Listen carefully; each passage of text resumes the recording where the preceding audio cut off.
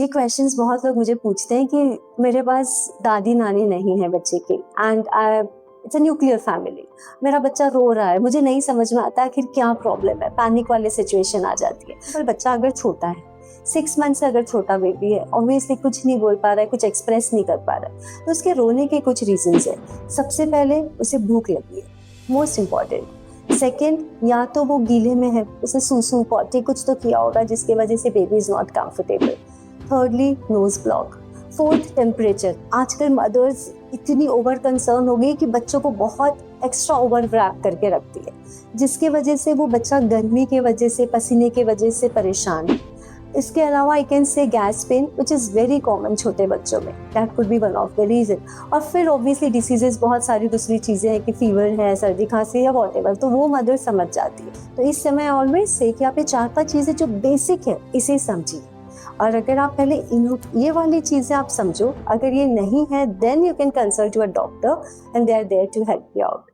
बहुत बार मेरे पास बच्चे आते हैं, मदर्स आती हैं और उनका बोलना रहता है कि 5 साल से छोटा बच्चा है मैडम, पर बार बार बीमार होता है, प्लीज इसका रीजन बताओगे, कुछ मेडिसिन दो जिससे उसकी इम्यूनिटी बढ़ सके। बहुत क्लियर चीज है कि बच्चे बीमार होते हैं, बीमार होना नॉर्मल चीज है। अगर पूरे साल में 8 से 10 बार भी अगर बच्चों को बुखार आता है, बीमार होते हैं, तो दैट इज नॉर्मल। अगर वो दो बीमारी के बीच में आपका बच्चा नॉर्मल है, एक्टिव है, height health wise normal grow हो रहा है, उसकी खाने की हैबिट्स अच्छी है, intelligence wise, physically, mentally baby is growing well, इसका मतलब आपका बच्चा नॉर्मल है। आज अगर किसी ने सर्दी, किसी को छींक आ रही है या फिर कोई बाजू में बीमार है, और आपका बच्चा भी बीमार हो सकता है, ऐसे ही उनकी इम्यूनिटी डेवलप हो।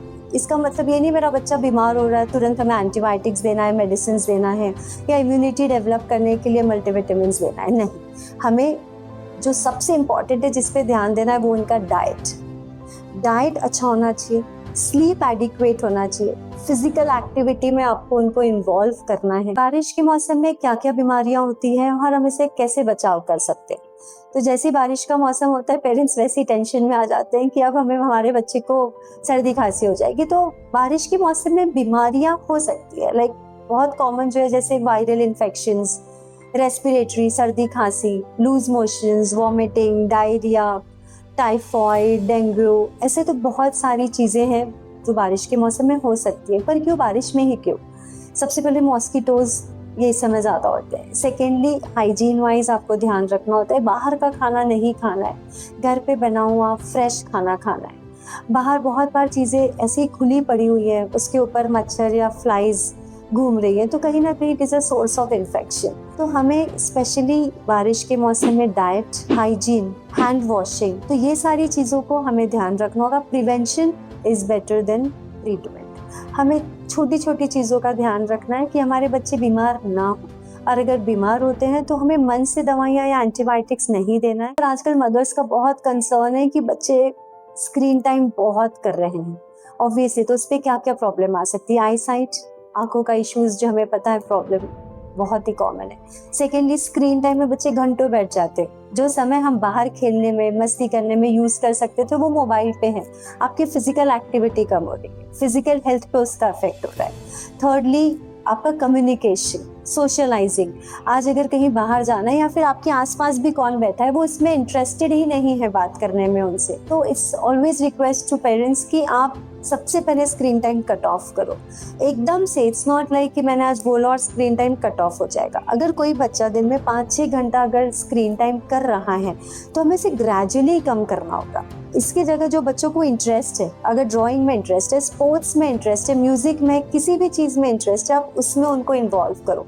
अगर उन्हें कोई चीज़ अच्छी लगेगी तो ऑब्वियसली उनका स्क्रीन टाइम कट हो जाएगा। बच्चे आजकल रात में भी इतना स्क्रीन टाइम देखने लगे हैं कि कहीं ना कहीं उनकी स्लीप भी अफेक्ट हो रही है। तो parents, you have to be really alert, और थोड़ा आपको बच्चों के पीछे नहीं पड़ना है, उन्हें सिखाना है, समझाना है, और क्वालिटी टाइम देना है, विच इज़ रियली इम्पोर्टेंट। आप कम समय दो पर क्वालिटी दो। आजकल मदर्स सबसे ज़्यादा परेशान हो रही है, भगा भगा के बच्चे उनको इतना परेशान कर रहे हैं, फिर भी वो खाना नहीं चाह रहे।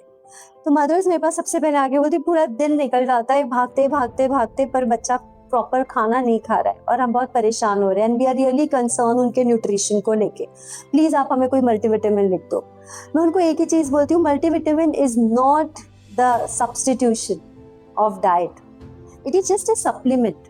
आपको खाने पे फोकस करना है, बैलेंस डाइट पे फोकस करना है। तो सबसे पहले over concern mothers, panic mothers, वो हमेशा चाहती है मेरा बच्चा भूखा है, हर 1.5-2 घंटे में कुछ ना कुछ खिलाने चली जाती है। This is wrong. आपको बच्चे को भूखा रखना होगा। एटलीस्ट 3-4 आवर्स का ब्रेक अगर आप दोगे लंच और डिनर के पहले, तो बच्चा अच्छे से खाएगा। ऐसे एटलीस्ट 3 आवर्स आप उसको भूखा रखो लंच के पहले, तो बेबी विल हैव, आप जो उसको दोगे। सबसे पहले एक हेल्दी ईटिंग हैबिट्स होनी चाहिए। फैमिली ने साथ में खाना है, बैलेंस डाइट खाना है। बैलेंस डाइट आई मीन कि आपका पूरे दिन में एक फ्रूट होना ही चाहिए। सेकेंडली वेजिटेबल 1 to 2 पूरे दिन में होना चाहिए। दाल, चावल, फुल्का, रोटी, या फिर अगर बच्चा ले रहा है तो खिचड़ी, दलिया, आई मीन ये सारी चीजें, हरी सब्जी, ड्राई फ्रूट्स, ये सारी चीजें प्रॉपर एडिक्वेटली बच्चे को मिलनी चाहिए। आजकल न्यूट्रिशियस डाइट भी आप बहुत प्रेजेंटेबल वे में उनको दे सकते हो, खिला सकते हैं, दे लव दिस। बट प्लीज आप उनके पीछे मत पड़ो, फोर्स मत करो, अदरवाइज वो जो चीज खाना चाहते हैं वो भी नहीं खाएंगे। उन्हें समझा सकते हैं कि ये प्रॉपर अगर वो डाइट लेगा तो उसकी हाइट, हेल्थ, फिजिकल सारी एक्टिविटीज, हर चीज में पॉजिटिव इफेक्ट आएगा। तो प्लीज उसका स्केड्यूल सेट करो और आप उनके साथ खाओ। 100% you will see the difference.